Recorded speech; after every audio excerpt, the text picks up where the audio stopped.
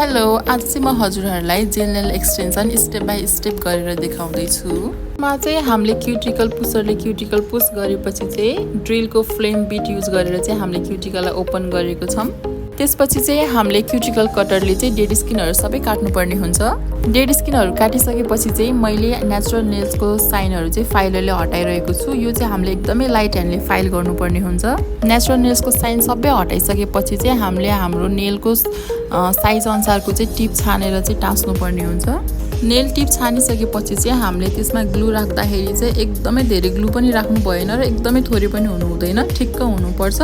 र हामीले चाहिँ भित्रपट्टि बबल नउठ्ने गरेर चाहिँ नेल टिपलाई टाँच्नुपर्ने हुन्छ। नेल टिप टाँसिसकेपछि चाहिँ हामीले कत्रो लेन्थ राख्ने हो त्यही अनुसारको चाहिँ टिप कटरले नेलको लेन्थलाई काटिदिनेछौँ। र टिप काटिसकेपछि चाहिँ कुन चाहिँ सेप गर्ने हो त्यही अनुसारले चाहिँ हजुरहरूले बनाउन सक्नुहुन्छ। मैले चाहिँ यहाँ आल्मन्ड सेप गर्न आँटेको छु र आल्मन्ड सेप गर्दाखेरि चाहिँ यसरी साइडबाट काट्यो भने चाहिँ अलिकति इजी हुन्छ, त्यही भएर मैले काटेको। यसलाई नकाटिकन पनि हजुरले सिधै गर्न सक्नुहुन्छ। अब कुन चाहिँ सेप हो त्यो भइसकेपछि चाहिँ हजुरहरूले फर्स्टमा चाहिँ प्राइमर लगाउनु पर्ने हुन्छ। प्राइमर चाहिँ नेचुरल नेल्समा मात्र लगाउने र यो चाहिँ आफै एयर ड्राई हुन्छ, यसलाई युभी ल्याम्पमा सुकाइरहनु पर्दैन। प्राइमर पछि चाहिँ हामीले बेस कोट लगाउँछौँ। बेस कोट लगाएर चाहिँ हामीले 60 सेकेन्ड चाहिँ सुकाइदिनु पर्ने हुन्छ। बेस कोट लगाइसकेपछि चाहिँ मैले यहाँ जेलको पातलो लेयर लगाएको छु, यो पनि हामीले 60 सेकेन्ड सुकाउँछौँ।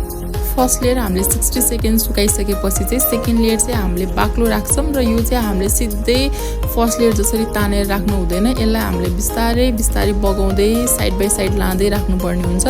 र यसमा पनि हामीले बबलहरू उठ्ने गरेर राख्नु भएन। बबलहरू उठ्यो भने चाहिँ हामीले बबललाई बिस्तारै फुटाउँदै राख्नुपर्ने हुन्छ।